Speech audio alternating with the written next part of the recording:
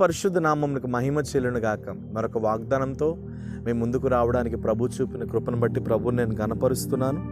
ఈవేళ దేవుడు మనకి ఇస్తున్న వాగ్దానం ఇర్మియా గ్రంథం 32వ అధ్యాయం 17వ వాక్యాన్ని ప్రభు మనకు వాగ్దానం ఇస్తున్నారు. యెహోవా ప్రభువా, సైన్యములకు అధిపతియగు యెహోవా అని పేరు వహించునువాడా, సూర్యుడా, మహాదేవ, నీ అధిక బలము చేతను చాచిన బాహు చేతను భూమ్యాకాశములను సృజించితివి, నీకు అసాధ్యమైనది ఏదియూ లేదు. దేవునికి స్తోత్రం. ఈ వాగ్దానం చూడడానికి చాలా చిన్నదిగా ఉంది, కానీ కొన్ని కార్యాలు, కొన్ని అద్భుతాలు మానవునికి అంతుపట్టవు. కొన్నింటిని మనం చేయలేం, మన వల్ల జరగదు.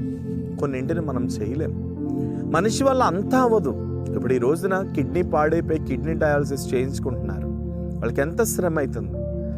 హార్ట్ పాడైపోయి ఆ హార్ట్లో సర్జరీస్, ఓపెన్ హార్ట్ సర్జరీ చేయించుకుంటున్నారు. బ్రతికేవారు ఎంతమంది, బ్రతకని వారు ఎంతమంది. భూమి మీద మనిషి సాధించగలిగింది ఒకవేళ ఆకాశంలో విమానాన్ని తయారు చేయగలిగాడేమో, ఒకవేళ చంద్రమండలానికి ఈ వ్యక్తి వెళ్ళగలుగుతున్నాడేమో, లేదా ఏదన్నా భూమి మీద మనిషి తన జ్ఞానంతో ఏదన్నా చేయగలడేమో. కానీ దేవుడు చేసినటువంటి కొన్ని కార్యాలను, దేవుడు సృజించినటువంటి కొన్ని సృష్టిలో ఉన్న రహస్యాలను సైతం మార్చడానికి ఏ మనిషికి కూడా సాధ్యం కాదండి. దేవునికి స్తోత్రం. కానీ భూమి మీద మానవునికి ఒక విషయంలో సాధ్యమైన, ఒక విషయంలో కొన్ని సాధ్యం కాకపోయినప్పటికీ కూడా నీవు నమ్మిన దేవునికి మాత్రం సమస్తము సాధ్యమే. దేవునికి స్తోత్రం.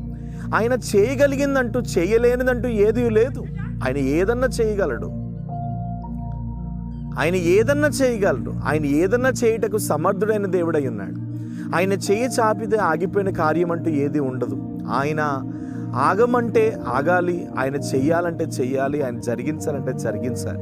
ఈ రోజున ఈ వాగ్దానం చూస్తున్న మీతో నేను చెప్పాలని ఆశపడుతున్న విషయం ఏంటంటే, నువ్వు ఏ విషయాన్ని బట్టి నువ్వు కలవరపడొద్దు, నువ్వు ఏ విషయాన్ని బట్టి నువ్వు దుఃఖపడొద్దు, నువ్వు ఏ విషయాన్ని బట్టి కన్నీరు పెట్టుకోవద్దు, నువ్వు ఏ విషయాన్ని బట్టి వేసారిపోవద్దు.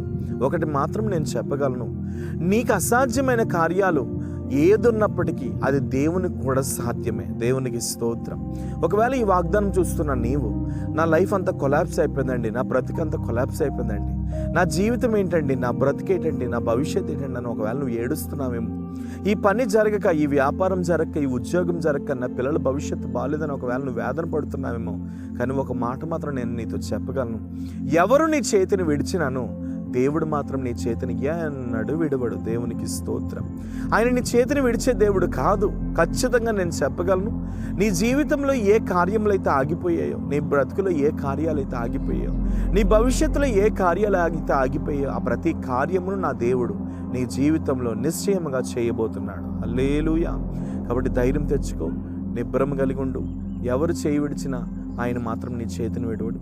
నీ పక్షంగా ఉన్నది మనిషి కాదు, నీ పక్షంగా ఉన్నది సజీవం కలిగిన దేవుడు.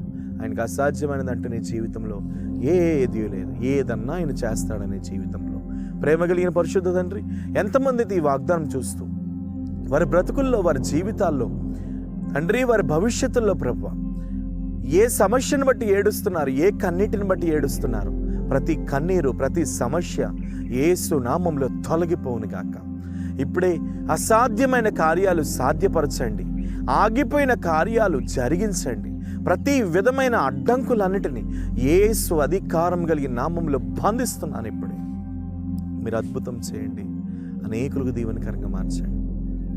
మీరు నూతనమైన కృపతో నింపి, మీరు ఆశీర్వదించి బలపరిచి అనేకులకు దీవెనకరంగా మార్చమని, వారి బ్రతుకుల్లో జరగవలసిన ప్రతి కార్యమును మీరు జరిగించమని, నీ నామంలో అద్భుతాలు చేసి ఉన్నతమైన శిఖరాగ్రంపై ఈ వాగ్దానం చూస్తున్న వారిని నిలబెట్టమని. ఇదిగో ఈవేళ మీరు మాట్లాడుతున్నారు, నాకు అసాధ్యమైనది ఏదీ లేదని.